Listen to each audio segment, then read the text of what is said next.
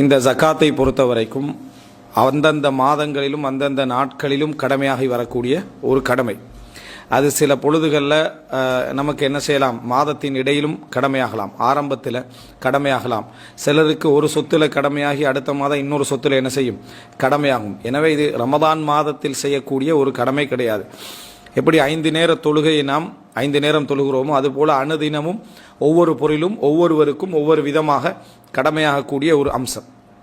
இது பிரதானமாக நம்ம தெரிந்து கொள்ள வேண்டும். ஆனால் ரமதானிலே நம்ம அந்த ஜக்காத்தை ஒழுங்குபடுத்தி கொள்ளலாமான்னு கேட்டால் ஒழுங்குபடுத்தி கொள்ளலாம். அது எப்படி அப்படின்னு சொன்னால், ஒருவர் ஜக்காத்து ரமதானுக்கு முன்னால், அதாவது ஷாபானில் அல்லது ரஜபில் கடமையாகக்கூடிய ஒரு நிலைமை இருந்தால், நம்ம இதில் சொல்கிற ஜனவரியில் பிப்ரவரியில் இப்படி கடமையாகக்கூடிய ஒரு சூழ்நிலை இருந்தால் அவர் என்ன செய்யணும் அப்படின்னு சொன்னால், அந்த ஜக்காத்தை ஒன்றில் அவசரப்படுத்த வேண்டும், அல்லது அந்த அவசரப்படுத்தப்பட்ட அந்த ஜக்காத்தை அவர் கணக்கிட்டு வைத்து தேவையானவர்கள் அவருக்கு கிடைக்கின்ற வரைக்கும் ரமதானுக்கு என்ன செய்யலாம், பிற்படுத்தி கொள்ளலாம். அதே நேரம் அந்த நாளில் அவருக்கு அதாவது ஜக்காத்துக்கு தகுதியானவர்கள் முன்னால் கிடைச்சிட்டாங்கன்னு சொன்னால் கட்டாயம் என்ன செஞ்சிடணும், அந்த ஜக்காத்தை 2 மாதங்களுக்கு முன்னாலேயே கொடுத்து விட வேண்டும். கிடைக்காத வரைக்கும் அவர் ரமதான் வரைக்கும் என்ன செய்யலாம், பிற்படுத்தலாம். இதனால் காலம் ரீதியாக என்ன செய்யாது, எந்த ஒரு பிற்போடலும் நடக்காது. அப்போ ஒரே ஒரு வழிதான் இதில் உண்டு. என்ன உண்டு அப்படின்னு சொன்னால், அதாவது ஜக்காத்தை அடுத்த வருட ஜக்காத்தை ரமலானிலே முற்படுத்தி கொடுத்துடணும். அடுத்த வருட ஜக்காத்தை ரமலானில் முற்படுத்தி கொடுத்துடணும். உதாரணமாக அடுத்த மாதம் ரபியுல் அவ்வல்ல ரபியு சானியில் கடமையாகக்கூடிய, அல்லது டிசம்பரில் நவம்பரில் இந்த மாதிரி கடமையாகக்கூடிய ஒரு ஜக்காத்தை இப்போ ரமலான் மார்ச்சில் வருது அல்லது ஏப்ரலில் வருது அப்படின்னு சொன்னால் அந்த ஜக்காத்தை அவர் முற்படுத்திடுறார். முற்படுத்தி இவ்வளோதான் கடமையாக போகுது நமக்கு என்று சொல்லி ஒரு அண்ணளவாக எடுத்து அதை முற்படுத்தி கொடுத்துடுறாரு. இப்போ முற்படுத்தி கொடுத்து விட்டால் அவருக்கு அந்த டிசம்பரில் கொடுக்க வேண்டிய அவசியம் இல்லை. திருப்பி அவருக்கு எப்போ ஜக்காத்து கடமையாக போகுது, அடுத்த ரமதானில் தான் என்ன செய்ய போகுது, கடமையாக போகுது. இப்போ முற்படுத்தி கொடுத்ததுனால அவருக்கு ஒரு நன்மையும் தான். இந்த ஜக்காத்தை முற்படுத்தி கொடுத்து விட்டார் என்பதனால் அவருக்கு நன்மையும் தான், கூலியும் தான். அதே நேரம் ஜக்காத்து கடமையாக முந்திய அவர் ஜக்காத்தை என்ன செய்கிறாரு, கொடுக்கிறார். ஜக்காத்து கடமையாக முந்தையே அவர் ஜக்காத்தை கொடுக்கிறார். இந்த மாதிரி தான் ஒரு தர்த்தீப் பண்ணிக்கொள்ள வேண்டும். சில பொழுதுகளில் சில விஷயங்களை அப்படி தர்த்தீப் பண்ணவே முடியாது. உதாரணமாக முற்படுத்தல் பிற்படுத்தல் வளமையான சொத்துக்கு நம்ம செய்யலாம். திடீர்னு வரக்கூடிய ஒரு சொத்து ஒரு வருடம் இருந்தால் அதனுடைய நேரம் நம்ம என்ன செய்ய வேண்டியிருக்கும், ஜக்காத்து கொடுக்க வேண்டியிருக்கும். அவைகளை அப்பப்போ என்ன செஞ்சிடணும், ஜக்காத்து கொடுத்து விட வேண்டும். இது முதலாவது நம்ம ஜக்காத்து கொடுக்கிற விஷயத்தில் தெரிந்து கொள்ள வேண்டிய அம்சம். இன்னொன்று என்னன்னா, சில பொழுதுகளில் அதாவது சில மக்கள் நம்மகிட்ட தர்மங்கள் கேட்பார்கள், தேவைகளை சொல்வார்கள். அந்த டைமில் நம்மளுக்கு கொடுக்கறதுக்கு, சதக்காவாக கொடுக்கறதுக்கான பணங்கள், பொருளாதாரம் போதாமல் இருக்கும். அவருக்கு கொடுக்கலாம் அல்லது இல்லாமல் இருக்கும், இந்த மாதிரி இருக்கும். ஆனால் ஒரு விஷயம், எங்களுக்கு அடுத்த வருஷம் ஜக்காத்து கடமையாகவும் நமக்கு தெரியுது. இப்போ நம்ம என்ன செய்யலாம்டா, அந்த ஜக்காத்து நியத்தை வைத்து இதை கொடுத்துடலாம். எனக்கு ஒரு 10,000 கடமையாகுது, அந்த ஜக்காத்து வந்த உடனே அதில் நான் கொடுத்ததாக நான் என்ன செய்கிறேன், நான் நியத்து வச்சுக்கிறேன், அதிலிருந்து நான் கொடுப்பதாக நியத்து வைத்துக் கொள்றேன். அந்த ஜக்காத்தை முற்படுத்தி இப்போ 10,000 என்ன செஞ்சிடலாம், கொடுத்து விட்டால் அந்த ஜக்காத்து கடமையாகிற நேரத்தில் அந்த 10,000 கொடுக்க வேண்டிய அவசியம் உண்டு என்ன இல்லை. அப்படி என்பதை நம்ம இதில் புரிந்து கொள்ள வேண்டும். இது ஒரு அம்சம். அதாவது அந்த ஜக்காத்தை பற்றி புரிந்து கொள்வதில் மிக முக்கியமான அம்சம் காலம். எந்த காலத்தில் ஜக்காத்து நமக்கு கடமையாகுது அப்படின்றது. இது ஒரு அடிப்படை நம்ம புரிந்து கொண்ட பின்னால், எனவே ரமதானில் கொடுப்பது என்பது இந்த அடிப்படையில் தான் ரமதானில் அது கொடுக்கப்படுகிறது. அதே நேரம் ரமதானில் ரசூலுல்லாஹி ஸல்லல்லாஹு அலைஹி வஸல்லம் கான அஜ்வத மினர் ரிஹில் முர்சலா, வீசப்படும் காற்றை விட ரசூல் ஸல்லல்லாஹு அலைஹி வஸல்லம் மிகவும் தர்மசாலியாக இருந்தார்கள். இந்த ஜக்காத்தை கொண்டு ரமதானில் வச்சதுனால ரமதானில் செய்யக்கூடிய தர்மங்கள் என்ற தர்மங்கள் இல்லாமல் போயிருது நிறைய பேர்கிட்ட. ஜக்காத்து கொடுக்குறோம் தானே அப்படின்னு சொல்லி, உண்மையிலே ரசூல் ஸல்லல்லாஹு அலைஹி வஸல்லம் மிகவும் தர்மசாலியாக இருந்தார் அப்படின்னு சொல்லப்படுறது கடமையிலே இல்லை, சதகால எக்ஸ்ட்ராவா செய்யக்கூடிய தான தர்மங்கள்ல தான் ரசூல் ஸல்லல்லாஹு அலைஹி வஸல்லம் மிகவும் வேகமாக இருந்தார்கள். அந்த பகுதி சில பொழுதுல கணக்கெடுக்கப்படாமல் அல்லது கணக்கெடுக்கப்பட்டாலும் இந்த அதாவது மற்ற அடிப்படை தேவைகளோடு அது நிறுத்தப்படக்கூடியதை பார்க்கிறோம். தனிப்பட்ட ரீதியாக சில மக்கள் அப்படி செய்தாலும் பெரும்பாலும் ஜக்காத்து கொடுத்து விடுவதே தர்மம் செஞ்சு விடுவதாக ஒரு எண்ணப்பாடு என்ன செய்கிறது, சிலர்கிட்ட விடுவது. மற்றபடி ரமதான் மாதத்தில் தர்மம் செய்யக்கூடியவர்கள் நிறைய பேர் இருக்கிறார்கள். ரசூலுல்லாஹ் ரமதானில் தர்மம் செய்வதை மிகவும் என்ன செய்திருக்கிறார்கள், விரும்பி இருக்கிறார்கள். ரமதானில் தர்மம் செய்ய சொல்லி இருக்கிறார்கள். இது நம்ம தெரிந்து கொள்ள வேண்டிய, இந்த ரமதானுடைய அதாவது காலம், அந்த அளவு என்றதில் தெரிந்து கொள்ள வேண்டிய இன்னொரு விஷயம். ஜக்காத்துடைய காலப்பகுதியில் இன்னொரு அம்சம் என்னென்றா, முஸ்லிம் மக்கள் தங்களுடைய இந்த கிறிஸ்தவ கேலண்டர் இருக்குது, இந்த கிறிஸ்தவ கேலண்டரை வச்சு மார்க்கத்துடைய விஷயங்களை அளக்கக்கூடாது. கிறிஸ்தவ கேலண்டர்ன்றது நம்ம அடுத்தவர்களோடு தொடர்படுவதற்கான ஒரு நிர்பந்தமாக இன்றைக்கு என்ன செஞ்சுக்குது, மாறி இருக்குது. அது ஒரு மூடத்தனமான குழப்பமான ஒரு கேலண்டர். ஏன்னா 31 நாள் வருது, 30 நாள் வருது, 28 நாள் வருது, 29 நாள் வருது, இந்த மாதிரி வருது. அதுக்கு ஒரு அடிப்படையும் இல்லை. அப்படி வாரது ஒரு பிரச்சனையில் அடிப்படையும் தான். பிறையை பார்த்து 29 பிறை தென்படலை 30 என்றா பரவாயில்ல. இது எதுக்கு 30 வருதுன்னு தெரியாது, எதுக்கு 29 வருதுன்னு தெரியாது, எதுக்கு 28 வரும்னு தெரியாது. லீப் ஒரு இடம்னு ஒன்று என்ன செய்யுது அதில் வச்சிருக்கு. அதுக்கு சூரியனோட சம்பந்தப்படுத்தி ஒரு தத்துவம் வச்சிருக்குது. சில மாதங்கள் தொடர்ந்து 30 31 வருது. அதோ என்னது அகஸ்டியன் என்று சொல்கிற மருமகனுக்கு கண்ணியப்படுத்துறதுக்காக வச்சுன்னு சொல்லி அப்படி ஒன்று போகுது. இப்படி ஒரு குழப்பமான ஒரு மாதம் இது. அதனால நாங்கள் இதை வச்சு மார்க் விஷயங்களை செய்யக்கூடாது. இதா காலம்னா 4 மாதம் 10 நாள் அப்படின்னா சில மக்கள் என்ன செஞ்சுட்டா ஜனவரி பிப்ரவரி மார்ச் ஏப்ரல்ன்றா. பிப்ரவரியில் 2 நாளை காணாம், 2 நாளை காணாம். அது எப்படி 2 மாதம் ஆகுங்க? 2 மாதம் ஆகுது. ஜனவரியில் 1 நாள் அதிகம், அது எப்படி 1 மாதம் ஆகும்? 1 மாதத்தை விட அதிகம். எனவே கணக்கு பார்க்குற சந்தர்ப்பத்தில் இதை வச்சு தான் இதா காலத்தை என்ன செய்யும், நம்ம கணக்கு பார்க்க வேண்டும். அதே போல் ஜக்காத்துடைய ஒரு வருடம் என்றா ஜனவரியில் ஆரம்பிச்சா டிசம்பர் அந்த கடைசியில் ஒரு வருடம் அல்ல, 15 நாளைக்கு முந்தைய 14 நாளைக்கு முந்தைய என்ன செஞ்சிடும், ஒரு வருடம் ஆகிரும். என்ற சந்திர கேலண்டருக்கும் சூரிய கேலண்டருக்கும் இடையில வித்தியாசம் இருக்குது. ஸோ இந்த மாதிரியான கணக்கு விஷயங்கள் எல்லாவற்றிலும் நம்ம பிறை கேலண்டருடைய அந்த அறிவு நமக்கு என்ன செய்யணும், இருக்கணும். அட்லீஸ்ட் ஒரு வருடம் என்று சொல்றது 14 15 நாளைக்கு என்ன செய்யும், டிஃபரெண்ட் ஆகும். 14 13 நாளைக்கு டிஃபரெண்ட் ஆகும் என்ற டிஃபரெண்ட் அதாவது தெரிஞ்சு ஒரு வருஷம் என்றா இதுதான் அப்படின்றது நம்ம என்ன செய்ய வேண்டும், தெரிந்து கொள்ள வேண்டும். எனவே இந்த அடிப்படையில் ஜக்காத்து எங்களுக்கு எப்போ கடமை ஏண்டா நம்ம ஒரு நாள் பிந்தினாலும் கடமையை நிறைவேற்றாத குற்றவாளியாக நம்ம என்ன செய்வோம், மாறுவோம். அப்போ அந்த நாள் என்ன அப்படி என்றதை நம்ம என்ன செய்ய வேண்டும், நம்ம தெரிந்து கொள்ள வேண்டிய ஒரு நிலைமையில நம்ம என்ன செய்கிறோம், இருக்கிறோம்.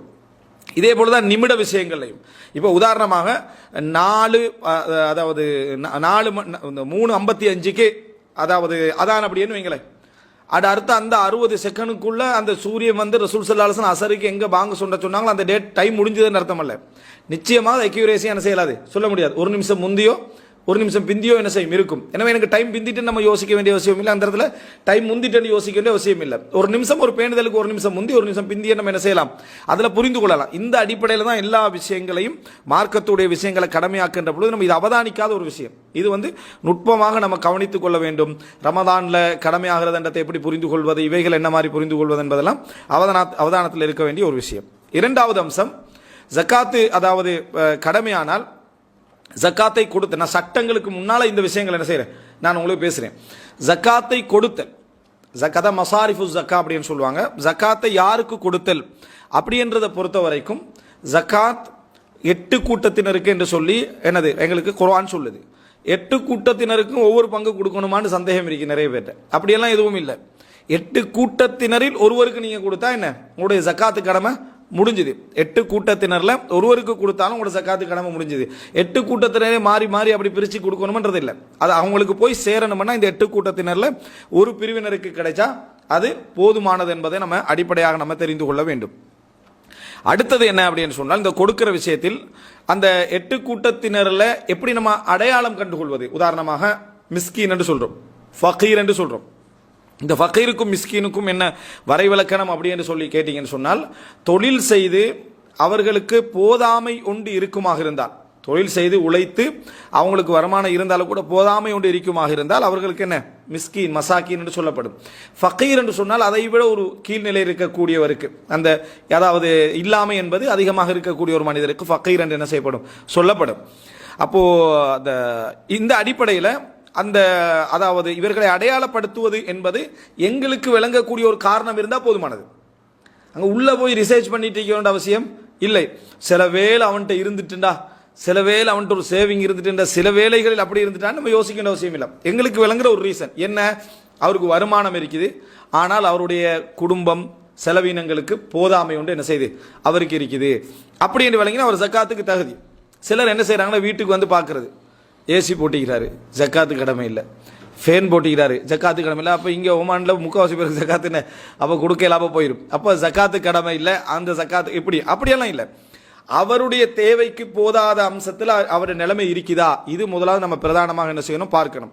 அவருக்கு ஒரு கடன் இருக்குது, அவருக்கு கொடுக்க முடியாமல் இருக்கு நம்ம தெரிஞ்சுக்கொள்றோம். அப்போ என்ன செய்யணும், அவருக்கு நம்ம ஜக்காத்து கொடுக்கலாம். அவருக்கு ஒரு அடிப்படை தேவை ஒன்று இருக்கு, உதாரணமாக மருத்துவம் அல்லது ஒரு டொய்லெட் வசதி அல்லது ஒரு கூரையுடைய வசதி. இந்த மாதிரி சிலருக்கு நம்ம புரிஞ்சுக்கணும், 2வது மாடிக்கு கூட ஜக்காத்து கொடுக்கலாம். சிலர் 2ஆம் மாடிக்கு ஜக்காத்து இல்லை அப்படியெல்லாம் இல்லை. அந்த குடும்பத்தில் ஒரு 15 பேர் இருக்கிறாங்க, கீழே வந்து ஒரே ஒரு ரூம்ல தான் அவங்க என்ன செய்றாங்க, வாழ்றாங்க. மேலோடு கட்டினா தான் அவங்க என்ன செய்யலாம், அவங்க வாழலாம்னு அதுக்கும் என்ன செய்யலாம், நம்ம ஜக்காத்தை கொடுக்கலாம். இந்த கணக்கு அடிப்படையில் இல்லை, அவர்களுடைய தேவை அடிப்படையில் தான் என்ன செய்யும், அந்த ஜக்காத்திற்கும் வீண் விரயமற்ற தேவைகளாக அது இருக்க வேண்டும். எனவே இந்த அடிப்படையில் நம்ம ஜக்காத்தை அடையாளப்படுத்தி என்ன செய்யலாம், கொடுக்கலாம். அதே போல கொடுக்கப்படுறவருக்கு விற்று அந்த வேலையை முடிப்பதற்கான சொத்து இருந்து அவர் ஜக்காத்துக்கு தகுதி இல்லை. உதாரணமாக அவரிடத்துல நகை இருக்குது, ஒரு 20-30 பவுன் நகை வச்சுக்கிறார், மனைவிட்டே இல்லை. நல்ல முறையில் புரிஞ்சுக்கிறோம். குடும்பத்தில் ஒருவரை நம்ம செலக்ட் பண்ணி ஜக்காத்து கொடுக்கிட்டோம்னா மனைவிட்ட நகை இருக்கான்னு பார்க்கக்கூடாது. மனைவிட்ட கோடான கோடி இருந்தாலும் இவர் ஏழையா இருந்தா இவர் ஏழை தான் இஸ்லாத்துடைய பார்வையில். ஏன்னா மனைவிட சொத்து இவருக்கு உரிமை இல்லை. மரணிச்ச பின்னால 4 ஒன்று 8 ஒன்று வார அந்த இதை தவிர வேற உரிமை இல்லை. கணவனிடத்துல என்ன சொத்து இருக்கு உண்மை தெரியும். தண்டை நகையெல்லாம் கொடுத்து மனைவிட்ட கொடுத்து வைக்கிறது அதெல்லாம் அவரோட நியத்தோட சம்பந்தப்பட்ட விஷயங்கள். கணவன்கிட்ட தங்கமாக சேமிப்போ அல்லது ஒரு பெரிய நிலமண்டு வாங்கி வச்சுக்கிறார், அதை வித்து அவருக்கு இப்ப கடனை அடைச்சி வீட்டு வேலையை முடிச்சு இன்னும் கொஞ்சம் என்ன செய்யலாம் சொல்ல, என் பேரம்பேத்திகளுக்கு வாங்கி வச்சுக்கிறேன், என் மகனுக்கு வாங்கி வச்சுக்கிறேன் இப்படி என்ன வச்சு அதெல்லாம் என்னது, அது வந்து கணக்கு எடுக்கப்படும். அதெல்லாம் வித்து என்ன செய்யணும், அவரு வித்து தான் அதை அடைக்கணும். அந்த மாதிரி இருந்தால் அவர் அதுக்குரியவர் அல்ல. ஒரு வேலையை எப்ப கன்சிடர் பண்ணலாம்டா, ஒரு நிலம் வச்சுக்கிறாரு, இது போன்றவைகள் வைத்திருக்கிறார், ஆனால் அவர் விற்கிறதுக்கு போட்டிக்கிறார், போகுதே என்ன இல்லை, அவர் வித்து தன்னை அடைக்கணும் என்று போட்டிக்கிறாரு, அது போகுதே இல்லை என்கின்ற சுச்சுவேஷன் உண்மையாக இருந்தால் அப்ப என்ன செய்யலாம், அப்ப ஜக்காத்து கொடுக்கலாம். எனவே தேவை என்பதை அடையாளம் கண்டு தேவையை நிவர்த்தி செய்யறவர்களுக்கான சொத்தும் அவரிடத்துல இல்லை, ஈக்கிற வீட்டை வித்து கொடுக்க வேண்டியதான்னு சொல்லிடக்கூடாது. எக்ஸ்ட்ராவா சொத்து எதுவும் இல்லை என்கின்ற நிலைமை இருந்தால் அவரை நம்ம என்ன செய்யலாம், ஜக்காத்து அவருக்கு நம்ம கொடுக்கலாம். அதே போல ஜக்காத்து கொடுக்கிறவர்கிட்ட ஜக்காத்து சொல்லி கொடுக்கணும்னு கடமை இல்லை. சிலர் வந்து ஜக்காத்துன்னு சொல்ல வேண்டுமா, கொடுத்து விட்டேன் ஜக்காத்தா சதக்கான்னு சொல்லி, அது உங்களோட நியத்து தான். அது வந்து எங்களோட உள்ளத்தில் இருக்க வேண்டிய நம்மளோட உள்ளத்தில் இருக்க வேண்டிய நியத்து. எங்களுடைய உள்ளத்தில் நம்முடைய உள்ளத்திலே வந்து நம்ம கொடுக்கிறது ஜக்காத் என்ற நியத்து இருந்துட்டு அதை என்ன செஞ்சிடும், அதை நிறைவேறி விடுமே தவிர அவர்கிட்ட ஜக்காத் என்று சொல்ல வேண்டிய அவசியம் இல்லை. அதே போன்று நம்ம ஒருவரை செலக்ட் பண்ண ரீசனை சொல்லலாம், உங்களை செலக்ட் பண்ண காரணம் உங்கள்கிட்ட இப்படி ஒரு தேவை இருக்குது அதனால தான் நம்ம செலக்ட் பண்ணோம்னு சொல்லலாம். ஆனால் சில பொழுதுகளில் அவர் அதுக்கு செலவழிக்காம அதை வந்து வேறொன்றுக்கு செலவழிச்சிட்டார் அப்படின்னு வைங்க, அல்லது வச்சு என்ன செய்யறாரு, சாப்பிட்றாரு, அதை வச்சு சாப்பிட்டால் பாருங்க, நான் அவரை வந்து எதுக்கு செலக்ட் பண்ண இப்போ என்ன செஞ்சுட்டீங்கிறார் சொல்றது மிகப்பெரிய பாவம், குற்றம். என்ன காரணம்டா, இது சதகா அல்ல. சதகால உங்களுக்கு அதை அவதானிக்கலாம். நீங்க கொடுக்கக்கூடிய சதகால ஒரு அரிசி ஆத்தி இதெல்லாம் போட்டு நம்ம ஒரு சதகான்னு கொடுக்குறோம், அவர் கொண்டு வந்து வித்துட்டாருன்னு வைங்களேன், அப்ப நம்ம கேட்கல எதுக்கு நம்ம தந்தோம், நீங்க என்ன செய்றீங்க அப்படின்னு நம்ம கேட்கலாம். காரணம் சதக்கான்றது நம்ம விரும்பி செய்யக்கூடிய விஷயம், அதுவும் நம்ம கேட்காம இருந்தா அது சிறப்பு. ஆனால் அப்படி கேட்கலாம். ஜக்காத்தை பொறுத்த வரைக்கும் நமது சொத்தல்ல. ரசூலுல்லாஹ் சொன்னா அவுசாஹுன்னாஸ், மக்களுடைய அசுத்தம் பண்ணாங்க. அதாவது நாம் பயன்படுத்துறது அசுத்தம், மற்றவர்களுக்கு தான் அது சுத்தம். எனவே அதை கொண்டு போய் மக்கள்கிட்ட நம்ம கொடுத்துட்டோம்டா சில பொழுதுகளில் அதை வந்து பலவிதமா முடிவெடுக்கலாம். ஒருவேளை அவர் ஊதாரியாக இருந்து நான் வந்து மாசம் மாதம் சாப்பிடுவோம் அப்படின்னு தொழிலுக்கு போகாமல் இருந்து அதை முடிவெடுக்கலாம், அது அவருடைய பிழை, அது தவறு, அது ஒரு அம்சம். சில பொழுதுகளில் அவர் என்ன செய்யலாம் அப்படி என்று சொன்னால், நம்ம இந்த கடனை கொடுத்தா எனக்கு தின்றதுக்கு என்ன வழி இல்லாமல் போயிடும், அதனால நம்ம சாப்பிட்ற திருப்பி கடனா தான் போகுது சாப்பிட்றேன்னு அவர் முடிவெடுக்க வாய்ப்பு. நம்ம செலக்ட் பண்ணதை விட ஒரு பெரிய கடன் அவருக்கு இருந்திருக்கலாம், நமக்கே தெரியாம நம்ம ஒன்றுக்கு செலக்ட் பண்ணிப்போம், அவர் சொல்லாத ஒரு கடன் தேவை உண்டு அவருக்கு என்ன செஞ்சிருக்கலாம், இருந்திருக்கலாம். இது ஒரு அம்சம். அடுத்தது இது கொடுக்கிற விஷயத்துல நம்ம யாரை செலக்ட் பண்றோம், எப்படி செலக்ட் பண்றோம்ன்ற விஷயம். மூன்றாவது, ஜக்காத்தை அதை வந்து அவர்கிட்ட சேர்ப்பிக்கிற நேரத்தில் பொருளா சேர்ப்பிக்கலாமா பணமாக சேர்ப்பிக்கிறதா அப்படின்னு பார்த்தீங்கன்னு சொன்னால், எந்தெந்த பொருளில் வந்து ஜக்காத்து கடமையாகுதோ அந்தந்த பொருள் அது கடமை.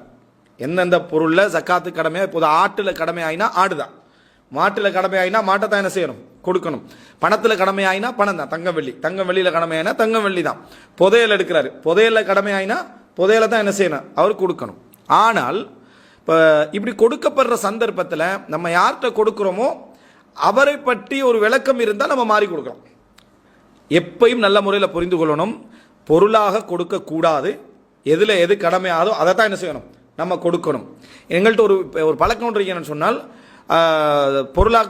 பணமாக கொடுக்கணும் இடத்துல பொருளாக கொடுத்தா என்னன்னு கேட்கறது, பொருளாக கொடுக்கணும் இடத்துல பணமாக கொடுத்தா என்னன்னு கேட்குறது. உதாரணமாக ஃபித்ரா கொடுக்கலான்னு வருது, அங்கே என்ன ரிசர்ச் பண்ணுறேன்னு சொன்னால், அப்போ பணமாக கொடுத்தா என்ன ஃபித்ராவை மக்களுக்கு அதுதானே பிரயோசனமாக இருக்குன்றது. பாருங்க எப்படி என்று ரமதானில் அரிசெல்லாம் பணமாக கொடுத்தா தானே கொஞ்சம் பிரயோசனமாக இருக்கும் அப்படின்னு சொல்லுவாங்க.